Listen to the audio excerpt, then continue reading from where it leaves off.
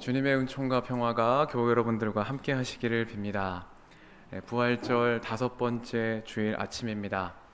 오늘은 우리 감리교회가 어린이 주일로 지정해서 성수하는 그런 날이기도 합니다. 그래서 오늘 어린이들과 함께 이렇게 예배를 드리는 어린이 주일 연합 예배로 주일 예배를 봉헌하고 있습니다. 우리 어린이들이 하나님의 말씀 안에서 건강하게 또 행복하게 잘 자라서 믿음의 선한 열매 맺는 그런 어린이들 되기를 축복하고 또 여러분들도 함께 한 마음으로 기도해 주시기를 부탁드립니다. 제가 자주 말씀드립니다마는 신앙은 기억의 계승입니다. 특별히 구약의 전통은 한 세대에서 다음 세대로 이어지는 기억의 전달을 그 무엇보다 중요하게 여깁니다. 하나님의 말씀을 듣는다는 것은 말씀 안에 담긴 선조들의 기억을 다음 세대로 전달해서 더 나은 내일을 향해 나아가게 한다 하는 말에 다름 아닐 것입니다. 그래서 모세는 신명기에서만 기억하라 하는 말씀을 좁게 보면은 15번, 그리고 잊지 말라 하는 표현까지를 고려하면은 30번 가까이 기억하라 하는 말씀을 반복하고 있습니다. 신명기는 이스라엘 백성이 이집트에서 나온 지 40년째가 되는 해에 모세가 백성들에게 전한 하나님의 말씀을 기록한 책입니다. 40년이 지났다는 것은 한 세대가 지나갔다라는 뜻입니다. 그래서 모세는 이제 약속의 땅에 들어가서 살게 될 이 출애굽 경험이 없는 다음 세대를 위해서 신명기에서만 이 30번 가까이 기억하라 하는 말씀을 반복하고 있는 것입니다. 왜 그렇겠습니까? 기억하면 살고 잊어버리면 죽기 때문입니다. 여러분, 그러면 모세가 무엇을 기억하라고 이렇게 30번 가까이 말씀을 반복했을까? 4가지를 먼저 살펴보도록 하겠습니다. 첫째는 이집트에서 종되었던 일을 기억하라. 그렇게 모세가 말합니다. 신명기에서 가장 많이 기억하라고 이야기하고 있는 것이 이집트에서 종되었던 것을 기억하라. 이렇게 모세가 이야기하고 있다는 겁니다. 놀라운 말입니다. 다음 세대에게 과거의 영광을 기억해라. 그렇게 말하지 않고 이집트에서 종살이하던 그때를 기억해라. 이런 말을 모세가 가장 많이 했다는 겁니다. 우리로 말하자면은 우리 조상 중에 어느 훌륭한 분이 계셨다. 이런 말을 가장 많이 한 게 아니고 우리는 노비의 자식이다. 우리 조상들이 대대로 저 대감집에서 노비로 살던 그때를 기억해야 한다. 이런 말을 다음 세대에게 모세가 가장 많이 했다라는 겁니다. 여러분, 왜 그랬겠습니까? 이집트에서 종살이 했다는 그 사실을 잊어버리면 또다시 종으로 살아야 되기 때문에 모세는 이렇게 말한 겁니다. 종으로 사는 것이 얼마나 뼈아픈 일인지를 알고 있었기 때문에 너희는 종살이 했던 것을 기억해라. 이 말을 계속해서 모세가 반복한 것이죠. 종살이하던 그때를 잊어버리면 다시 종살이하는 그때로 돌아가게 된다 하는 그런, 말하자면 피 맺힌 외침을 모세가 다음 세대를 향해 했다는 겁니다. 이 말씀은요, 굉장히 실제적인 그런 말씀입니다. 여러분, 우리가 어르신들 이제 하신 말씀들을 가만히 들어보면은 그분들이 살아오시면서 경험하신 그 인생의 여정에 따라서 특정한 주제가 반복된다라는 것을 아마 여러분들이 경험하실 수 있을 겁니다. 예를 들면은 한국 전쟁의 비참함을 몸소 경험하신 그런 어르신들로서는 이 나라에서 전쟁이 나면은 어떻게 되는지를 너무나 잘 아시기 때문에 이 나라가 저 북한에 넘어가지는 않을까, 그렇게 되지 말아야 하는데 이런 염려를 항상 하시고 이 자유를 다시 빼앗기면 종이 되는데 이런 말씀을 항상 하시는 것을 우리가 듣게 됩니다. 또 배고픈 시절을 몸소 경험한 어른들의 말씀을 들어보면 이 보릿고개라는 말을 저처럼 책에서 배운 세대가 아니라 실제로 경험하고 정말 배고팠던 게 어떤 건지를 아는 그런 어른들의 말씀을 들어보면 그 시절의 이야기를 기억하고 그때로 돌아가야 하지 말아야 한다. 이런 말씀을 자주 하시는 것을 우리가 듣게 됩니다. 모세가 약속의 땅에 들어갈 다음 세대를 향해서 이집트에서 종살이 하던 그때를 기억해라. 이렇게 말하는 것과 같은 맥락입니다. 여러분, 한 가정에서도 마찬가지죠. 대대로 내려온 이 집안의 가난의 고리를 끊어내고 자기 세대에 자수성가한 어떤 사람이 있다고 여러분 생각을 해보십시오. 그 사람이 성경적으로 지혜로운 사람이라면은 자식에게 무엇을 가장 먼저 가르치려고 하겠습니까? 돈은 아빠가 많이 벌어놨으니까 이제부터 너는 너 하고 싶은 거 다 하고 먹고 싶은 거 다 먹고 자유를 만끽하면서 너 하고 싶은 대로 살아라. 그렇게 말할까요? 절대로 아닐 겁니다. 그가 성경에서 교훈을 얻는 지혜로운 사람이라면 자식에게 가난하면 어떻게 되는지를 먼저 가르쳐 주려고 애쓸 겁니다. 그래야만 다음 세대가 그 시절로 돌아가는 어리석은 행동을 반복하지 않을 것이기 때문에 그렇습니다. 종살이의 삶이 어떤 삶인지에 대한 그런 기억이 먼저 각인이 되어야 종살이가 반복되지 않고 나아가서 지금 고난당하는 사람들의 처지도 살필 수 있는 그런 사람이 되기 때문에 그렇습니다. 이것이 모세가 신명기에서 너희는 애굽에서 종되었던 일을 기억하라, 이 말을 가장 많이 반복하고 있는 이유입니다. 둘째로 모세는 광야에서 인도하신 하나님을 기억해라, 그렇게 말했습니다. 종살이하던 것을 기억하라는 말이 이 약속의 땅의 주인으로 살아가는 삶의 바탕이 된다면은 광야에서 인도하신 하나님을 기억하라 이렇게 말하는 것은 이제 주인으로서의 삶을 살아가는 첫걸음을 떼라, 그런 말씀의 다름 아닙니다. 여러분, 광야는 어떤 곳이냐 하면은 바로의 보호와 공급이 사라진 땅이 바로 광야입니다. 종살이의 대가, 붙잡혀 사는 종살이의 대가로 나를 먹여주고 재워주고 입혀주던 이 바로의 보호와 공급이 사라진 곳이 바로 약속의 땅으로 향하는 광야입니다. 모세는 바로 이 광야에서 너희를 인도하신 하나님을 기억해라, 그렇게 다음 세대에게 이야기했습니다. 앞길이 막막하게 생각이 될 때에도, 또 고난의 여정을 만날 때에도 우리와 함께 계시는 임마누엘의 하나님을 믿는 믿음으로 이 길을 잘 지나가서 마침내 약속의 땅의 이름을 잊지 말아라. 이 연단의 시간들을 믿음으로 잘 견디고 지나가야 한다. 이런 교훈을 다음 세대에 전했다라는 것입니다. 고난이 없으면 영광이 없다. 신약 성경으로 말하자면은 십자가 없이는 부활이 없다. 이런 메시지를 모세가 다음 세대에 전한 겁니다. 셋째는 하나님의 심판과 권능을 기억해라 하는 말씀을 모세가 다음 세대에 전했습니다. 신명기를 보면은 축복의 말씀, 위로의 말씀만 있는 것이 아니고 저주와 심판의 말씀도 함께 담겨 있다는 것을 우리가 보게 됩니다. 특별히 애굽에 내리신 재앙 이야기가 있고 또 미리암의 나병 이야기도 있고 아멜렉 족속에 대한 심판의 말씀도 있고, 오늘 우리가 생각할 때 사랑의 하나님께서 이렇게 무서운 저주와 심판을 내리시는가 하는 생각이 들 만한 그런 이야기들도 담겨 있습니다. 모세는 이런 말씀을 통해서 하나님은 자비와 사랑의 하나님이시지만 심판하시는 하나님이심을 잊지 말아라. 하나님을 두려워하는 믿음을 가져라. 이렇게 이야기하고 있는 것입니다. 여러분, 하나님을 두려워하는 믿음이란 우리가 공포 영화를 볼 때 느끼는 그런 무서움을 느끼라는 말이 아닙니다. 그런 것이 아니고 경외하는 마음을 가져라. 크신 하나님 앞에서 우리가 한낱 티끌에 불과한 존재이구나 하는 그런 자기에 대한 겸손한 자의식을 한순간도 놓치지 말고 살아가라. 그것이 하나님을 경외하는 삶이다. 이렇게 이야기를 하고 있습니다. 마지막으로 넷째로 모세는 언약과 율법을 기억해라. 그렇게 말했습니다. 하나님께서 우리 조상과 맺은 그 언약을 기억하고 옛날을 회상하면서 언제나 어디에서나 하나님과 맺은 이 약속이 다음 세대에도 기억되게 해라. 그렇게 이야기를 한 겁니다.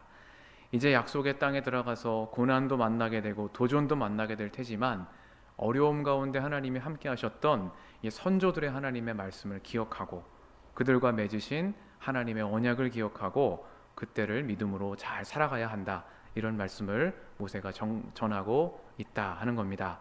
정리하면은 모세는 이렇게 네 가지를 반복해서 기억하라고 말했습니다. 첫째는 이집트에서 종되었던 것을 기억해라. 둘째는 광야에서 인도하신 하나님을 기억해라. 셋째는 하나님의 심판과 권능을 기억해라. 그리고 마지막은 그들과 맺으신 언약과 율법을 기억해라. 이것이 모세가 광야의 경험이 없는, 거친 땅을 헤쳐서 살아간 경험이 없는 다음 세대에게 약속의 땅에 들어가서 살아가기 위해서 이야기한 하나님의 말씀입니다. 오늘 요한복음이 전하는 길이요 진리요 생명이신 예수님은 이 모세가 전한 모든 말씀의 완성이 되시는 분입니다. 예수님은 누구십니까? 온 율법과 예언서를 사랑으로 완성하신 메시아 하나님이시다. 이것이 복음의 메시지입니다. 그래서 우리는 율법을 모르는 이방인들이지만 예수님을 믿고 따름으로 예수님을 통해서 완성된 하나님의 약속에 참여하는 자들이 된다 하는 것입니다. 우리가 율법의 의로는 하나님 앞으로 나아갈 수 없지만 예수님을 통해서 하나님 앞으로 나아가고 예수님을 통해서 율법에 의해 의롭다 하신 그런 삶에 이르게 된다 하는 것입니다. 이것이 신약 성경의 사도들이 전한 복음의 말씀입니다. 오늘 요한복음 14장의 말씀은 13장부터 17장까지 이어지는 예수님의 고별 말씀의 일부입니다.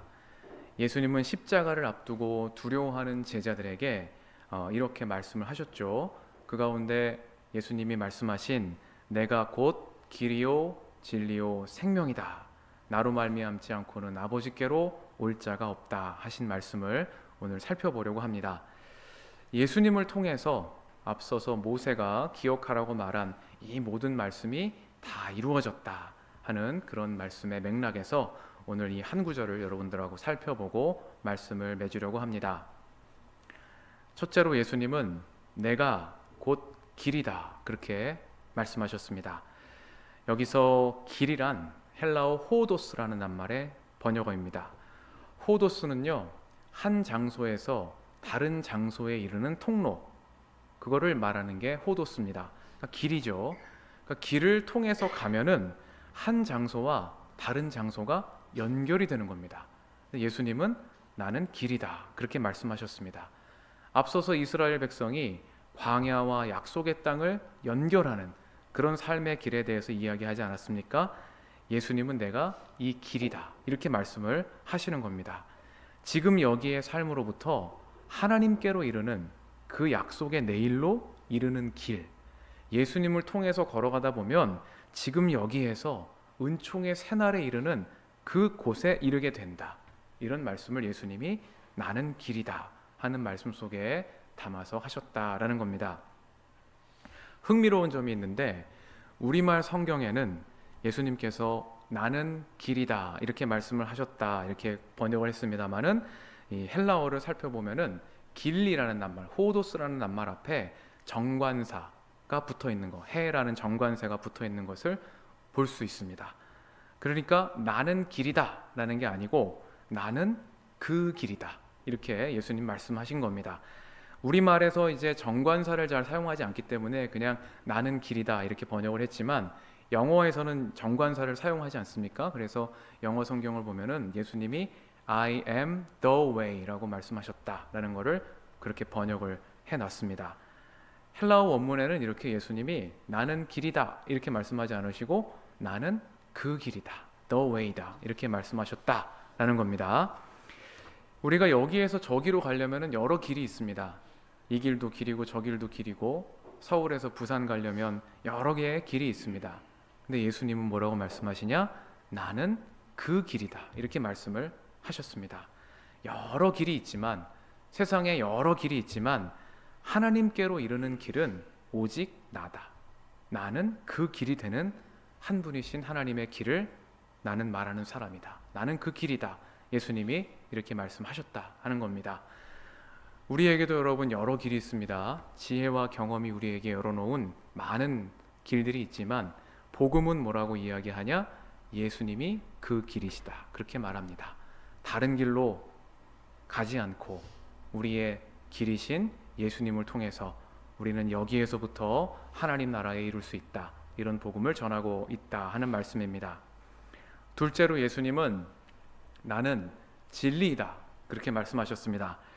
여기서 진리는요, 알레테이아라는 낱말의 번역입니다. 헬라 철학에서 진리는 보편이성인 로고스로 보통 표현이 됩니다. 그래서 요한복음 1장에서 태초에 말씀이 계셨다 할 때 그 말씀, 진리가 바로 로고스입니다. 근데 여기에서 예수님은 나는 로고스다 그러지 않고 나는 알레테이아다 이렇게 말씀하신 걸로 요한이 번역을 해놨습니다. 알레테이아라는 낱말은요, 객관적인 사실을 뜻하는 말이 아니고 망각을 뜻하는 레테라는 낱말에 아라는 부정어가 붙은 거예요. 그러니까 망각이 아니다, 잊어버려진 것이 아니다, 그런 뜻입니다. 망각에서 벗어나고 감춰졌던 것이 드러났다라는 게 알레테이아라는 말의 뜻입니다. 다시 말해서 예수님이 나는 진리다, 나는 알레테이아다 라고 말씀하셨던 것은 감춰져 있던 것이 예수님을 통해서 드러났다, 잊혀져 있던 진실이 예수님을 통해서 드러나게 되었다, 그런 뜻입니다. 뭐냐 하면은 모세의 율법에 감춰져 있던 하나님의 사랑이, 모세의 율법을 통해 감춰져 있던 하나님의 자비와 정의가 바로 예수님을 통해서 아알레테, 드러나게 되었다, 그런 얘기를 하고 있다라는 겁니다. 사람들이 율법학자들과 서기관의 말을 들었을 때는 하나님이 사랑의 하나님이시라는 것을 알 수 없었습니다. 그러나 예수님을 만나니까 감춰져 있던 사랑이 드러났다, 율법 안에 담겨 있는 하나님의 참 자비와 사랑이 드러나게 되었다, 그래서 나는 진리이다, 그렇게 예수님이 말씀을 하셨다라는 겁니다. 끝으로 예수님은 나는 생명이다, 그렇게 말씀하셨습니다. 여기서 생명은 헬라어 조에라는 낱말의 번역인데, 이 헬라어에는 생명을 뜻하는 말이 크게 두 가지가 있습니다. 하나는 비오스라는 낱말이고, 하나는 오늘 이제 헬라어 요한복음에 사용된 조에라는 낱말입니다. 비오스라는 낱말은요, 생애를 말하는 겁니다. 바이오그라피 할 때 바이오그라피의 어원이 되는 말이 바로 비오스인데, 생애로서의 삶을 말하는 게 바로 비오스입니다.